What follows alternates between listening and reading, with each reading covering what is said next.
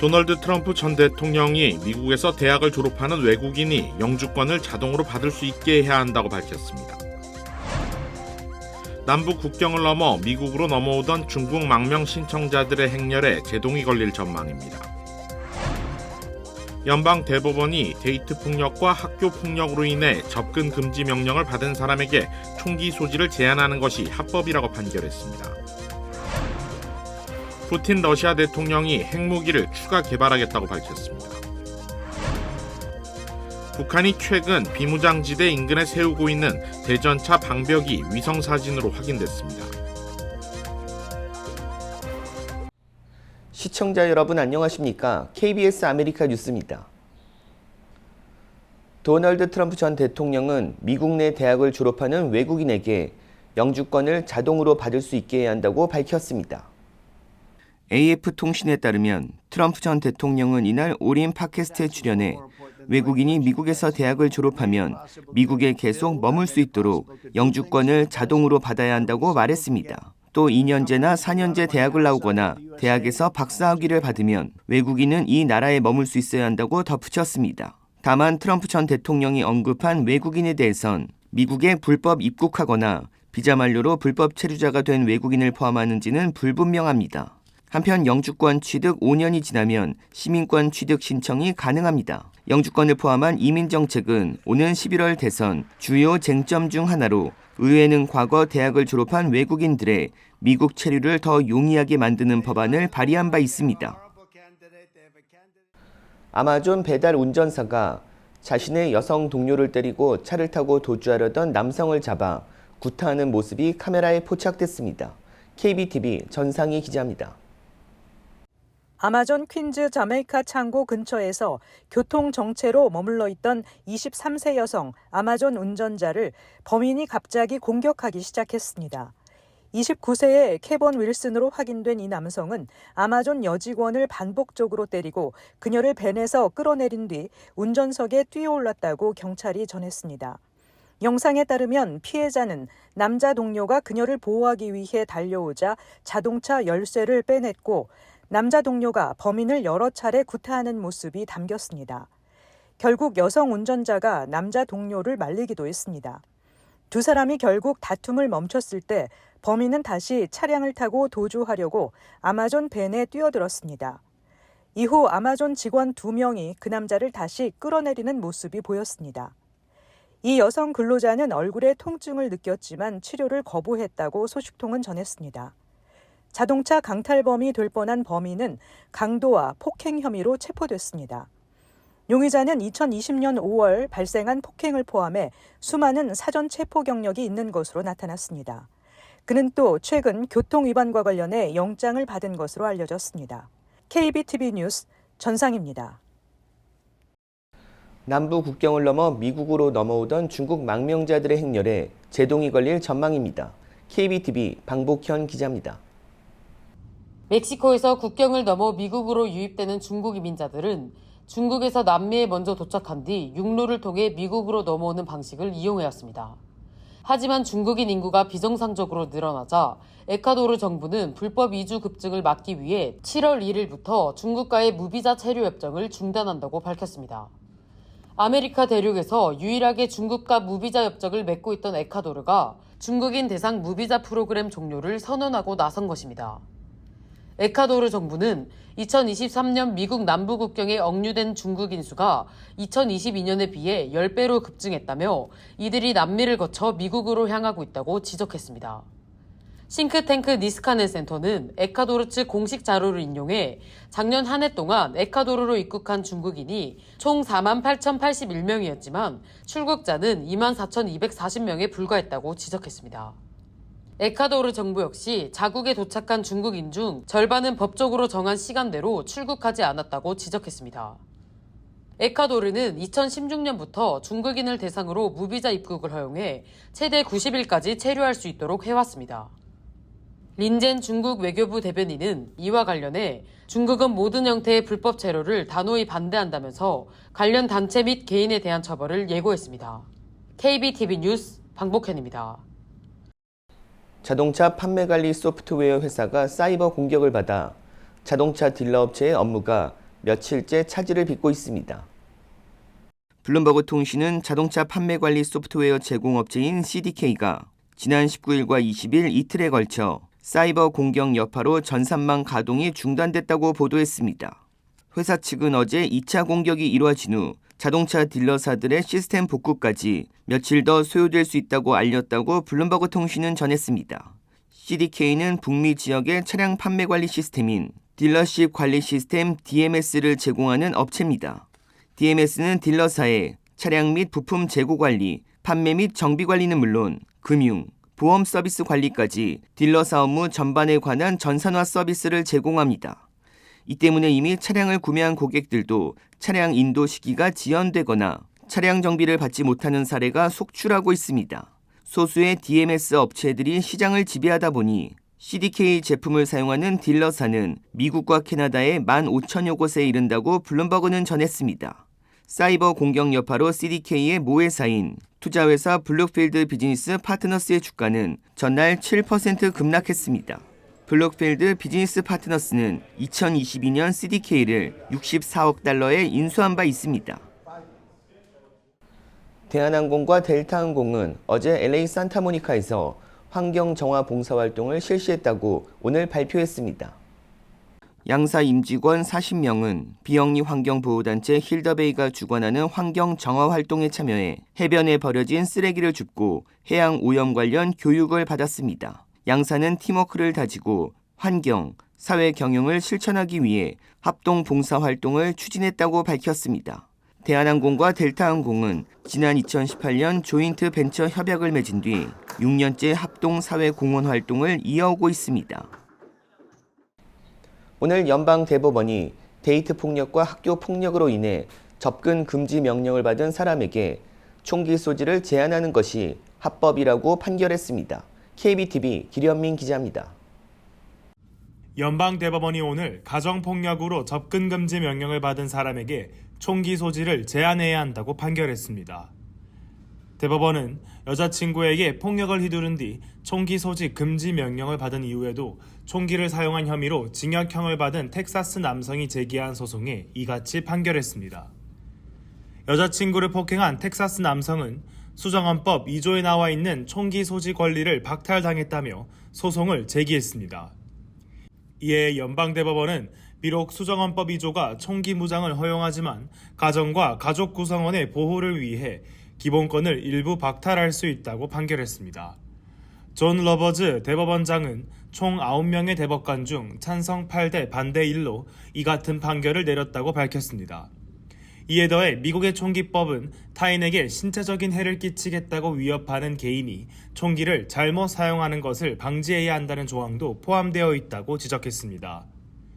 소송을 제기한 제키 라히미는 지난 2019년 12월 텍사스주 포트워스 주차장에서 여자친구를 폭행하고 이를 목격한 사람에게 총을 쏜 혐의로 체포돼 징역 6년형을 받았습니다. 보수 성향의 에이미 코니 베러 판사는 가정폭력 및 데이트폭력 등의 상황을 고려한다면 개인이 총기를 소지할 권리는 잠시 유보될 수 있다고 본다고 판결했습니다.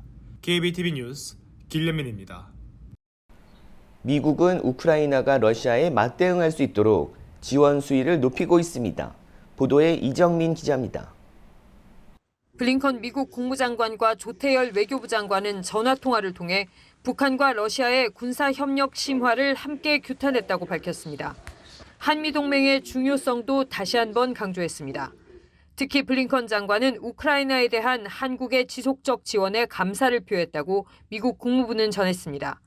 미국은 앞서 한국이 북러 간에 맺은 동맹급 조약에 대한 맞대응 차원으로 우크라이나에 대한 무기 지원을 재검토하겠다고 한 데 대해 환영한다고 밝힌 바 있습니다. 한일 외교장관도 통화를 갖고 북한과 러시아 간 협력 강화에 우려를 표했습니다. 미국은 우크라이나에 대한 지원 수위를 높이는 방식으로 맞대응에 나서고 있습니다.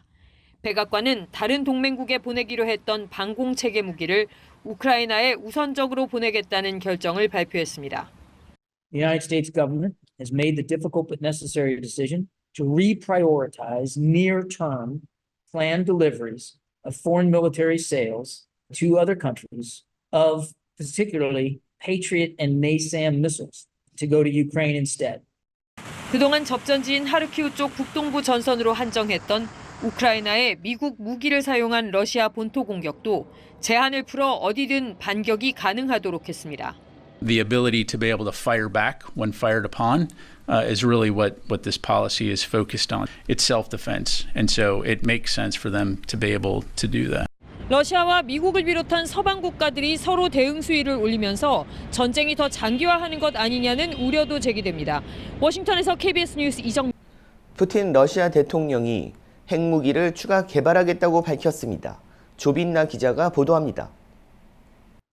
모스크바 크렘린궁에서 열린 고등군사 교육기관 졸업생들과의 만남. 푸틴 러시아 대통령은 3대 핵전력을 더욱 발전시키겠다고 밝혔습니다. 3대 핵전력은 대륙간 탄도미사일과 잠수함 발사 탄도미사일, 전략폭격기 등을 말합니다. В наших планах дальнейшее развитие ядерной триады как гарантии стратегического сдерживания и сохранения баланса сил в мире. 스웨덴 싱크탱크 스톡홀름 국제평화연구소가 최근 공개한 2024년도 연감에 따르면 러시아는 세계 최대 핵무기 보유국입니다. 푸틴 대통령은 또 우호국을 포함한 훈련을 수행하는 등 전투훈련의 강도와 질을 높일 거라고 밝혔습니다. 러시아는 중국과 벨라루스, 옛 소련 국가들과 합동훈련을 진행하고 있습니다. 지난해 방북했던 쇼이구 당시 국방장관은 북한과 연합훈련 가능성을 언급한 바 있어 북러 합동훈련이 실시될지도 주목됩니다. 한편 크렘린궁은 이번 푸틴 대통령의 북한과 베트남 순방이 치열하고 생산적이었다고 평가했습니다. 러시아를 적대하는 서방 국가들이 이번 순방에 비판적으로 반응하리라는 것을 예상했다고도 말했습니다. 미국과 핵 문제 등 전략적 안정에 대해 논의할 가능성에 대해선 우크라이나 분쟁과 미국의 개입 등 모든 차원을 포괄하는 대화여야 한다는 조건을 내걸었습니다. 베를린에서 KBS 뉴스 조빈나입니다. 북한이 최근 비무장지대 인근에 세우고 있는 대전차 방벽이 위성 사진으로 확인됐습니다. 임종빈 기자가 보도합니다. 금강산으로 향하는 동해선 육로와 철도가 비무장지대를 지나 북측으로 들어가는 지점의 위성사진입니다. 동해선 육로에서 시작한 흰색 벽 구조물이 길게 이어지면서 북쪽으로 들어가는 비포장길을 가로막았습니다. 길이는 약 200m에 달합니다. 4월 초 위성사진에서는 보이지 않았지만 최근 2달 사이에 세워진 겁니다. 합동참모본부는 이 벽 구조물이 전차 등 기계화 부대의 진격을 막기 위한 대전차 방벽으로 추정합니다. 이곳에서 서쪽으로 수백 미터 떨어진 곳에도 비슷한 형태의 벽 구조물이 세워지고 있습니다. 역시 북쪽으로 향하는 도로를 가로막고 있습니다. 해당 도로는 전시의 기계화 부대의 공격 경로로 쓰이는 이른바 축선으로 북한은 최근 방어선을 더 견고하게 구축하기 위해 방벽을 쌓는 것으로 보입니다. 군은 북방 한계선을 따라 축선이 있는 4군데 정도의 대전차 방벽이 건설 중인 것으로 파악하고 있습니다. 북한은 이미 1970년대 이전 비무장지대 안에 70여 킬로미터에 달하는 대전차 방벽을 세워 잘 보이지 않게 위장해 놓은 것으로 군 당국은 보고 있습니다. KBS 뉴스 임종문입니다.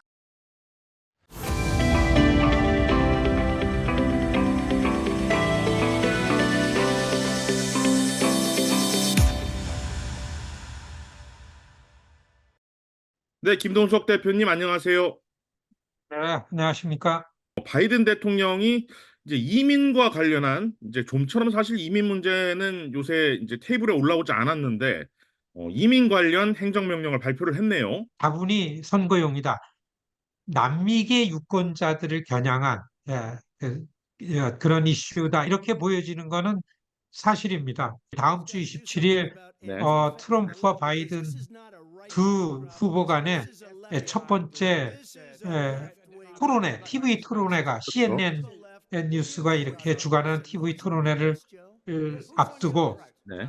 바이든 대통령 쪽에서 생각할 때에 2020년에 바이든 대통령을 지지해서 대통령이 되게끔 했던 젊은 층 유권자들과 소수계 유권자들, 블랙을 포함해서 여기에서 이탈하고 있다라는 게 여론조사에서 계속 나오고 있었습니다. 네. 이 중에서 남미계 유권자도 다수이기 때문에 다분히 여기를 겨냥해서 사실 뭐 새로운 내용은 아닙니다. 네. 오바마 대통령 때 추진했던 내용적으로 보면은 가까이죠. 추가 설명을 하자면요. 네. 이 부분이 지금 이 선거판에 굉장히 핫 이슈로 된 거는 사실 수도 없이 많이 미국으로 올라오는 난민들 때문에 그렇죠. 지난 2017년 트럼프 대통령 되자마자 중남미 지역에서 올라오는 난민들을 보고서 트럼프 대통령이 그때 행정명령을 내렸죠. 어린아이들은 미국 국가 수용시설로 보내고 네. 성인들은 그냥 추방시켜버리고, 그러니까 이게 반인륜적으로 네. 가족을 찢어버리는 이런 게 나왔기 때문에 큰 이슈가 됐었습니다. 그렇죠. 예, 그래서 기억합니다. 할 수 없이, 그렇죠. 예. 이게 여론이 안 좋으니까 트럼프 대통령 때도 이거를 멈췄었었는데, 이달 초에, 6월 초에 바이든 대통령도 가서 그런 걸 발표하지 않았습니까? 하루에 2,500명 이상의 불법 이민자, 난민이 들어올 경우에는 남북 국경을 폐쇄하겠다는 대통령 명령을 내리니까 이 진보적이고 이민자 유권자들이 바이든 대통령에게 발끈했었죠. 예. 이런 표심도 달래느라고 아마 이번 지난 18일 날 이런 대통령 명령을 내리지 않았을까. 이렇게 보여집니다. 아주 정치적인 이슈다. 이렇게 설명을 할 수 있습니다. 네, 알겠습니다. 사실 미국 내에 이제 한 1200만, 1300만까지도 얘기를 하는 것 같은데 미국 내에 있는 불법 체류자들은 어쨌든 뭐 80년대 레이건 대통령 대사면 이후에 한 번 정도는 어떤 사면 형태를 통해서 이제 미국 내 체류 신분을 부여를 해주고 또 한편으로는 국경 새로 들어오는 지금 뭐 중남미 뭐 미립국자들도 포함이 당연히 되는 거겠죠. 이쪽에 어떤 봉쇄는 좀 더 단단하게 해서 미국의 이민 시스템을 다시 한번 재정비를 해야 된다. 이 의견에 대해서는 좀 어떻게 생각하시는지, 그리고 이것이 역시 또 힘든 이유는 무엇인지 궁금합니다. 오바마 대통령 때 사실 초당적 이슈로 이민 개혁이라는 게 거의 8분 응선까지 갔었습니다. 갱 오브 A라는 게 있죠. 예. 하원에 4명, 상원에 4명, 양당에 2명씩 거물 정치인들만, 이분들이 초당적으로 나와서 이민 시스템을 개혁한다라는 것이 거의 초당적 합의까지 왔다가 이것이 합의가 안 됐었는데요. 이거가 다시 미국이 좀 어려워지고 다시 미국이 이념적으로다가 정파적으로 갈라지면서 이민자와 반이민 이런 전선이 생기면서 어려워졌죠. 종래는 이 사회가 안정되려면은 이민 사회 내에 이민 개혁이 되지 않으면 안 되는 거는 분명한 거죠. 네. 그렇지만 지금은 때가 아니다라는 거가 객관적으로 보여지는 형태입니다. 자, 트럼프 대통령이 얼마 전 디트로이트에 가서 이제 연설을 했는데 그 연설을 한 그 행사를 주최한 단체가 굉장히 화제가 되고 있습니다.